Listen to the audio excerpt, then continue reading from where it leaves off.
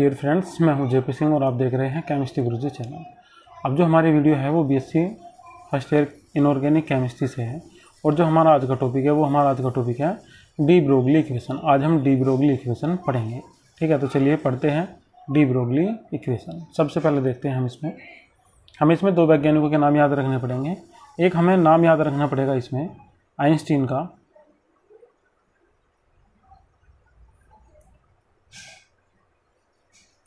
और जो दूसरा हमें नाम याद रखना पड़ेगा वो हमें रखना पड़ेगा डी ब्रोगली का। ठीक है, ब्रोगली है, ब्रोगली, ठीक है, LIE लिखा होगा अंदर, देखेंगे इसमें। तो जो आइंस्टीन थे ये एक साइंटिस्ट थे। इन्होंने अपना एक नियम दिया था 1905 में। ठीक है, 1905 में इन्होंने समझाया था कि जो लाइट रेज होती है, ठीक है, जो लाइट रेज होती है उसका दो टाइप्स का नेचर होता है। एक तो होता है पार्टिकल का और दूसरा होता है वेव का। ठीक है, एक पार्टिकल का होगा और दूसरा काहे का होगा, इसमें वेव का होगा। ठीक है, दो टाइप का नेचर होता है। कैसे हैं इसे हम समझ भी सकते हैं। अभी आप पिछली क्लासेस में कभी भी फिजिक्स में पढ़े होंगे या केमिस्ट्री में पढ़े होंगे तो आपने वहाँ ये पढ़ा होगा कि जो लाइट चलती है वो एक बिल्कुल एकदम स्ट्रेट लाइन में चलती है, ऐसे करके चलती होगी। ठीक है, तो ऐसे पढ़ा देते हैं कि लाइट इस टाइप से चलती है। ठीक है, ऐसे, मगर नहीं, ऐसे नहीं, लाइट ऐसे भी चल सकती है या ऐसे भी चल सकती है। कैसे चलेगी मैं आपको समझा देता हूँ, किस टाइप से चलेगी, किस टाइप से ये नहीं चलेगी। इसे आप समझ सकते हैं बिल्कुल एकदम ध्यान से। ठीक है, मैं आपको समझाता हूँ एक एग्जांपल से। हमारे पास में कोई एक कमरा है, ठीक है, ये हमारे पास में कोई कमरा है और यहाँ कमरे में ये कोई खिड़की है। ठीक है, जब हम खिड़की से कोई प्रकाश अंदर भेजेंगे तो भेजने के बाद में अगर यहाँ से हम लाइट भी लगाते हैं तो लाइट लगाने के बाद में जो लाइट बिल्कुल एकदम सबसे ज़्यादा जाएगी वो कहाँ जाएगी, बिल्कुल एकदम सीधी इसी डायरेक्शन में जाएगी। इससे क्या प्रूव होता है, इससे ये प्रूव होता है कि जो लाइट की जो डायरेक्शन है वो कैसी है, स्ट्रेट है। ठीक है, यहाँ से जो प्रूव हो रहा है, यहाँ से प्रूव हो रहा है कि जो लाइट की डायरेक्शन है वो कैसी है, स्ट्रेट है, बिल्कुल एकदम सीधी जा रही है। ये आपने देखा भी होगा, अगर हम टॉर्च भी लगा देते हैं कभी भी खुले में तो टॉर्च की जो उसका फोकस बनता है वो बिल्कुल हमें सामने एकदम वॉल पर बन जाता है। जब कभी वो वॉल पर लगती है, किसी और ऑब्जेक्ट पे लगेगी तो वहाँ वह हमें दिख जाता है। मगर अब हम दूसरा एक और एक्सपेरिमेंट करके देखेंगे। यहाँ से हमें प्रूव हो रहा है कि जो लाइट है उसका जो नेचर है किसका है, पार्टिकल का है। ठीक है, लाइट का जो नेचर है वो काहे का है, पार्टिकल का है। अब हम इसका नेचर पढ़ेंगे काहे का, वेव का। ठीक है, वेव का नेचर कैसे पढ़ेंगे। अब हमने क्या काम करा, अब हमने दूसरा काम करा।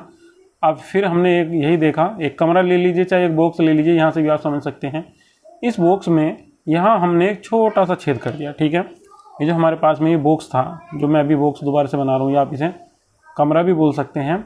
यहाँ क्या काम करा हमने, यहाँ इसमें एक छोटा सा छेद कर दिया। ठीक है, और ये जो हमने छोटा सा छेद करा है, इस छेद से हमने लाइट निकालना शुरू कर दिया। ठीक है, इस छेद से हमने यहाँ से लाइट निकालना शुरू कर दिया। जब हम इस छेद से यहाँ से इसे लाइट देंगे तो लाइट देने के बाद में क्या होगा, प्रकाश चलना कैसे चाहिए था, बिल्कुल एकदम सीधा चलना चाहिए था और इस डायरेक्शन में यहाँ जाके उसका हमें ऑब्जेक्ट बनना चाहिए था।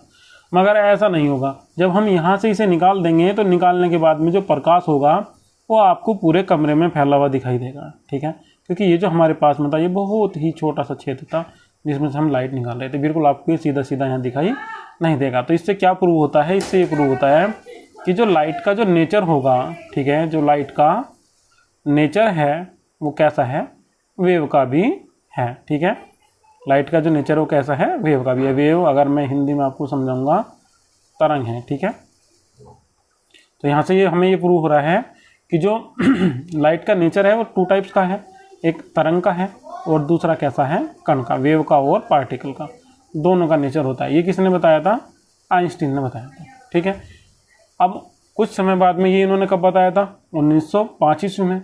इनके कुछ समय बाद आए दे ब्रोगली और इन्होंने अपना दिया 1913 में। ठीक है, इन्होंने समझाया किसे, इन्होंने समझाया था सब एटॉमिक पार्टिकल्स को। ठीक है, जो सब एटॉमिक पार्टिकल थे, इन्होंने उन्हें समझाया था सब एटॉमिक पार्टिकल्स। सब एटॉमिक पार्टिकल से मतलब नहीं समझ रहे हैं तो मैं समझा देता हूँ।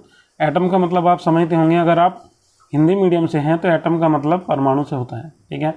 सब एटॉमिक पार्टिकल्स का मतलब होता है परमाणु के भाग, परमाणु किन किन से मिलकर बना होता है सब एटॉमिक पार्टिकल्स। तो कौन कौन से थे ये आपको अच्छे तरीके से याद होंगे कौन कौन से थे। जैसे कि हमने पहले कभी पढ़ा है, हमने पढ़ा है इसमें इलेक्ट्रॉन, ELECTRON इलेक्ट्रॉन, इसे ई से डिनोटेड करते हैं। फिर हमने इसमें पढ़ा है प्रोटॉन, पी से डिनोटेड कर देते थे, ठीक है। और एक हमने इसमें पढ़ा था न्यूट्रॉन, ठीक है। हमने इसमें न्यूट्रॉन तलक, ये हमने पढ़े हैं इलेक्ट्रॉन प्रोटॉन न्यूट्रॉन, बार बार पढ़ते रहे हैं। अगर आप केमिस्ट्री पढ़ते आ रहे हैं तो आपने बार बार पढ़े होंगे इलेक्ट्रॉन प्रोटॉन न्यूट्रॉन। ये इलेक्ट्रॉन प्रोटॉन न्यूट्रॉन ही क्या थे, यही हैं सब एटॉमिक पार्टिकल्स। तो इसने ये कह दिया था कि जो सब एटॉमिक पार्टिकल्स होते हैं, जो बहुत ही छोटे होते हैं साइज में, या जो एटम होता है या मॉलिक्यूल्स जो होते हैं, ठीक है, इन सब का भी जो नेचर होता है वो 2 टाइप्स का होता है। एक वेव का होगा, ठीक है, और दूसरा किसका होगा, पार्टिकल्स का, ठीक है। ये भी वेव का और पार्टिकल्स का नेचर शो करते हैं। कौन कौन से, जो सब एटॉमिक पार्टिकल्स हैं या एटम्स हैं या फिर मॉलिक्यूल्स हैं, ठीक है। यही क्या है, डे ब्रोगली का समीकरण है। अब इसके ऊपर ही इसने अपनी एक इक्वेशन बनाई थी, उस इक्वेशन को हम पढ़ने वाले हैं, इसके बारे में थोड़ा सा समझने वाले भी हैं, ठीक है। इक्वेशन मैं आपको यहाँ भी समझा दूंगा, बाद में जो इसकी थ्योरेटिकल हम पढ़ते हुए चलेंगे, जो इसकी थ्योरी हमने लिखी हुई है इंग्लिश में, उसे भी हम समझते हुए चलेंगे, ठीक है। तो पहले मैं आपको इसे यहीं समझा देता हूँ जहाँ अभी हम फिलहाल हैं, ठीक है, इस वाली स्लाइड पे। तो इन्होंने जो सबसे पहले समीकरण ली थी, इन्होंने समीकरण ली थी आइंस्टीन की, ठीक है। जो आइंस्टीन की समीकरण थी वो क्या थी, क्या आपको याद है, आइंस्टीन इक्वेशन याद है, बताइए। अगर याद हो तो कमेंट बॉक्स में लिखिएगा नीचे, मुझे कंफर्म हो जाएगा कि आपको आइंस्टीन की इक्वेशन याद है या नहीं। तो आइंस्टीन की इक्वेशन होती है E = mc², ठीक है।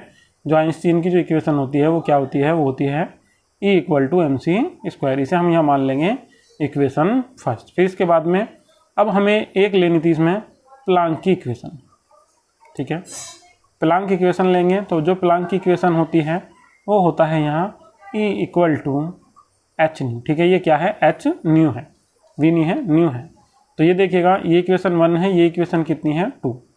तो याद रखिएगा ये भी किसके इक्वल है, E के इक्वल है। पहली समीकरण में देखिएगा, पहली इक्वेशन में, सेकंड इक्वेशन में देखिएगा ये भी E के इक्वल है। तो दोनों एक दूसरे के इक्वल है। तो हम इसमें लिख देंगे क्या, फ्रॉम इक्वेशन 1 and 2, ठीक है।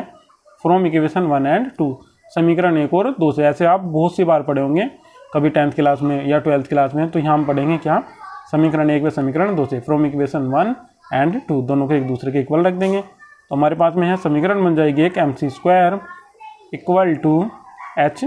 इस टाइप से हमारे पास में एक इक्वेशन बन जाएगी। अब हमने एक चीज़ और पढ़ी है, क्या, ये जो न्यू है ये इक्वल टू होता है c/λ क्या, ठीक है। यहाँ वेवलेंथ है ये, ठीक है, लैम्डा क्या है, वेवलेंथ है।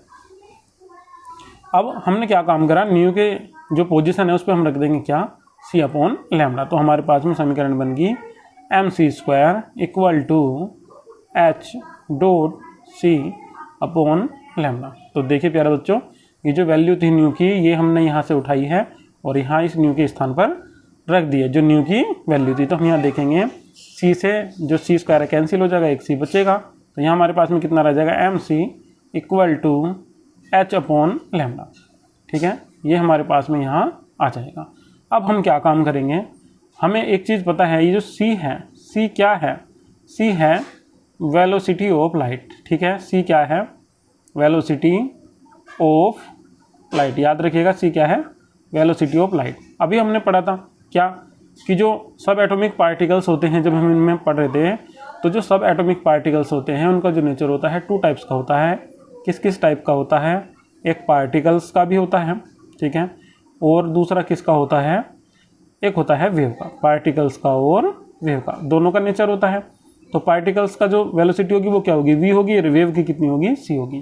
तो c क्या है, वेलोसिटी ऑफ लाइट है, तो हम c के स्थान पे क्या रख देंगे, v बराबर क्या है, v बराबर है वेलोसिटी ऑफ पार्टिकल, ठीक है, वेलोसिटी ऑफ पार्टिकल। तो हम c की पोजीशन पे, जहाँ c है, c के स्थान पे क्या रख देंगे, वी रख देंगे। तो हमें यहाँ एक इक्वेशन बन जाएगी M V equal to H upon lambda, ये बन जाएगी हमारी। अब हमने क्या काम करा, ये एम वी क्या है इसे आप समझिएगा। अब हमने पढ़ा था कभी मोमेंटम 12th क्लास में एम इक्वल टू किसके होता है, इसे चाहे हटा भी दीजिएगा, इसकी ज़रूरत नहीं है। एम इक्वल टू होता है पी इक्वल टू होता है एम इंटू वी के, ठीक है। तो यहाँ एम इंटू वी जो लिखा है ये हमने एम वी है, इसके स्थान पे हम क्या रख देंगे पी। ये मोमेंटम है, ये मास है, और ये क्या है वेलोसिटी, ठीक है। ये आपने पढ़ा भी होगा। अगर आपको ऐसे समझ में नहीं आ रहा होगा तो कभी आपने 12th क्लास में पढ़ा होगा संवेग, तो याद रखिएगा जो संवेग है उसे ही मोमेंटम कहते हैं, ठीक है। ये क्या होता है पी, और ये किसके बराबर होता है, ये बराबर होता है किसके, ये बराबर होता है द्रव्यमान एम इंटू वेग के। वेग होता है वेलोसिटी, ठीक है। ये क्या आ जाएगा हमारा v। तो हम इन दोनों के स्थान पे क्या रख देंगे, यहाँ से इसे p को रख देंगे, तो हमारा हो जाएगा p equal to h upon lambda, या लैम्डा को इधर ले आएंगे तो लैम्डा इक्वल टू कितना हो जाएगा h अपॉन p, ठीक है। यही क्या है, यही जो हमें जो नीचे बन के आई है यही हमारी क्या है, ये हमारी है डी ब्रोगली इक्वेशन, ठीक है। ये हमारी क्या है डी ब्रोगली इक्वेशन, जो हमारी लैम्डा की वैल्यू यहाँ से निकल के आई है। चलिए एक बार इसका जो थ्योरेटिकल पोर्शन है उसे भी पढ़ लेते हैं, उसे समझ लेते हैं, हिंदी क्या होगी, कैसे कैसे लिखा जाएगा, याद करने का तरीका, और इक्वेशन हमारी कैसे होती हुई ये गई है, ठीक है। इक्वेशन इतनी है, इतनी मैंने आपको समझाई है। इक्वेशन बहुत आसान है प्यारे बच्चों, इसे आप यहाँ से ही आसानी से समझ सकते हैं, ठीक है। ज़्यादा लंबी वीडियो भी नहीं होगी, केवल आधे घंटे का ही लेक्चर होगा, आप यहाँ से इसे आराम से समझ जाएंगे। चलिए अब देखते हैं हम इसके बारे में हमने क्या लिखा हुआ है, यहाँ से हम पढ़ेंगे। इन 1905 आइंस्टीन सजेस्टेड दैट, ठीक है। सन 1905 में आइंस्टीन ने बताया that light rays will travel like particles, ठीक है। जो लाइट रेज है वो क्या है, एक पार्टिकल भी है as well as a wave form, और वह एक क्या है वेव भी है, ठीक है। वह एक वेव की फॉर्म में भी रहता है और एक पार्टिकल की फॉर्म में भी रहता है। दिस ऑब्जर्वेशन, इसी आधार पर de Broglie in 1923 suggested that, इसी आधार पर डी ब्रोगली ने सन 1923 ईस्वी में बताया, क्या बताया था, सब एटॉमिक पार्टिकल्स, ठीक है। जो सब एटॉमिक पार्टिकल्स होते हैं जैसे कि इलेक्ट्रॉन्स हैं, प्रोटॉन है और न्यूट्रॉन है, विल रिप्रेजेंट ड्यूअल नेचर, ठीक है। जो सब एटॉमिक पार्टिकल्स थे जैसे कि इलेक्ट्रॉन्स हैं, प्रोटॉन्स हैं, न्यूट्रॉन्स हैं, वे भी कैसा रखते हैं, ड्यूअल नेचर रखते हैं, ठीक है। वे भी कैसा रखते हैं, ड्यूअल नेचर रखते हैं। Is they behave like particles, ठीक है। वे कैसा बिहेव करते हैं, पार्टिकल्स के जैसे भी करते हैं, एंड वेव, और वेव के जैसे भी। Such properties of these particle, इन पार्टिकल्स की जो प्रॉपर्टीज़ हैं, इज नोन एज, जाना जाता है dual nature of matter, dual nature of matter के रूप में, ठीक है। कण की द्वितीय प्रकृति के रूप में ये हमें जाना जाता है। जब आप हिंदी में पढ़े होंगे तो आपने पढ़ा होगा कण की द्वितीय प्रकृति, ड्यूअल नेचर ऑफ मैटर, ठीक है। तो ड्यूअल नेचर ऑफ मैटर के नाम से भी इसे जाना जाता है। हिंदी आपको इसकी बड़े प्यार से अच्छे तरीके से समझ में आ गई होगी। चलिए अभी से हम ड्राइव करते हैं इसका जो भी हमारा फंक्शन है आगे के जैसे जैसे ये हुई है, ठीक है। अब हम इसे ड्राइव करेंगे कहाँ से, एक तो हम इसमें लेंगे प्लांक की इक्वेशन, और जो दूसरी लेंगे हम इसमें लेंगे आइंस्टीन की इक्वेशन। दो इक्वेशन हमें इसमें लेनी पड़ेंगी, एक प्लांक की और दूसरी आइंस्टीन की। तो हम यहाँ आइंस्टीन से ही शुरू करेंगे जैसे हमने वहाँ समझा था। तो अकॉर्डिंग टू आइंस्टीन के अनुसार क्या थी आइंस्टीन की समीकरण, ये समीकरण थी इक्वल टू mc²। इसे हमने मान लिया समीकरण 1। फिर हमने लिया है यहाँ अकॉर्डिंग टू प्लांक थ्योरी के अनुसार। अब प्लांक की थ्योरी से जो समीकरण निकल के आई थी वो क्या थी, वो समीकरण थी E equal to H nu. तो एक की जो समीकरण थी ये थी E इक्वल टू m², और जो दूसरे की समीकरण थी वो ये थी E equal to H nu. एक की mc² थी और दूसरे का क्या था एच न्यू, ठीक है। कभी कभी जब एग्जाम होते हैं जैसे केमिस्ट्री रिलेटेड कोई भी बहुत सी बार जो कॉम्पिटिटिव क्वेश्चन आ जाते हैं तो उनमें इक्वेशन पूछ ली जाती है जैसे कि आइंस्टीन के या प्लांक के थ्योरी की है। तो अब हम यहाँ क्या काम करेंगे, इक्वेशन 1 लेंगे, इक्वेशन 2 लेंगे। दोनों को ध्यान से देखिएगा, ए के इक्वल हैं पहली वाली इक्वेशन भी और दूसरी वाली इक्वेशन भी। तो इस वैल्यू को हम इसके इक्वल पुट कर देंगे तो यहाँ हमारा आ जाएगा H new equal to mc²। अब हमें पता है जो न्यू है वह इक्वल होता है किसके, c अपॉन लैम्डा के। चलिए दूसरी स्लाइड में तो हम क्या काम करेंगे, ये जो हमारे पास में थी न्यू का पोजीशन, इस पोजीशन पर हम न्यू की वैल्यू रख देंगे। न्यू की वैल्यू हमारे पास में आई थी क्या, c अपॉन लैम्डा। तो c से क्या होगा, इसकी एक पावर यहाँ से फिनिश हो जाएगी, तो h upon lambda equal to किसको हो जाएगा, mc के। ठीक है, तो यहाँ h upon lambda equal to किसके आ जाएगा, mc के आ जाएगा। अब हमें पता है जो c है वो क्या है। ठीक है, c इज क्या है, velocity of light. c is velocity of light. c क्या है, light of velocity of light है। If velocity of a particle, अगर वेलोसिटी किसकी होती है, पार्टिकल्स की होती, तो कितना आ जाता है ये v। देन तब क्या होगा, h upon lambda equal to किसके आ जाएगा, mv के। ये तो हमने समीकरण पहले ही बना रखी है, मगर ये जो हमारे पास में ये निकल के आई है mv, ये क्या है c, ये क्या था यहाँ c। अब c की पोजीशन पे कौन आ गया है, v। ठीक है, ये हमारा चेंज हो गया, हमने c के स्थान पर क्या रख दिया, यहाँ से v रख दिया। क्यों, क्योंकि c इक्वल टू किसके है, v के है। अभी तो पढ़ा था हमने क्या, कि जो सब एटॉमिक पार्टिकल्स थे उनका जो नेचर होता है वो 2 टाइप्स का होता है। कैसा कैसा, पार्टिकल्स का भी और वेव का भी। तो ये क्या है, वेलोसिटी ऑफ वेव, और ये क्या है, वेलोसिटी ऑफ ए पार्टिकल। तो इसका मतलब क्या है, c इक्वल टू किसके आ जाएगा, v के। अब हमने क्या काम करा, mv के पोजीशन पे हमने जो mv का जो स्थान था उस पर हमने क्या पुट कर दिया है, p। क्यों पुट कर दिया, क्योंकि p क्या होता है, मोमेंटम होता है, संवेग होता है। कभी आपने पढ़ा भी होगा। तो हम क्या काम करेंगे, जो mv हमारा निकल के आता है इसकी पोजीशन में, इसके स्थान पे हमने क्या लिख दिया है, p। तो p इक्वल टू किसके हो गया है, h अपॉन लैम्डा के। अब हमें पता है h क्या है, h होता है प्लांक का कांस्टेंट, प्लांक का नियतांक, और इसकी एक वैल्यू होती है 6.6274 इंटू 10⁻27। ठीक है, ये वैल्यू इसकी निकल के आती है। अब हम इसमें हमने क्या निष्कर्ष निकाला है उसे भी हम पढ़ लेते हैं। In this observation verify wave nature of matter and particle nature of matter. तो इस ऑब्जर्वेशन से प्रूव हो जाता है क्या, जो ड्यूअल नेचर ऑफ मैटर है। ठीक है, कौन कौन सा, एक पार्टिकल्स का और दूसरा वेव का। ठीक है, वेव का भी और पार्टिकल का भी नेचर इस ऑब्जर्वेशन से क्या हो जाता है, प्रूव हो जाता है। चलिए अब अगली स्लाइड पे चलते हैं।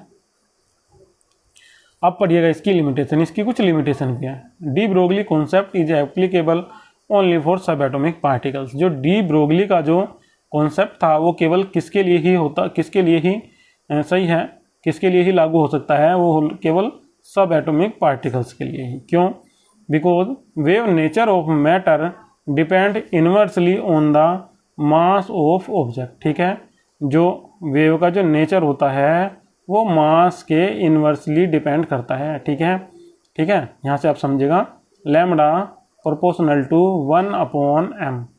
अब मैं आपको यहाँ से प्रूव करके बताता हूँ। ठीक है, जैसे कि हमारे पास में m की वैल्यू कितनी होगी, 1 होगी। तो यहाँ आप समझिएगा लैम्डा का मान कितना बढ़ेगा या घटेगा, आप यहाँ से समझ सकते हैं। ठीक है, अगर इसका मान हमारे पास में 1 होगा तो लैम्डा प्रोपोर्शनल टू 1। मास का मान कितना आ जाएगा, 2, तो कितना आ जाएगा 1/2। तो लैम्डा इक्वल टू कितना आ जाएगा, 0.5, प्रोपोर्शनल टू 0.5।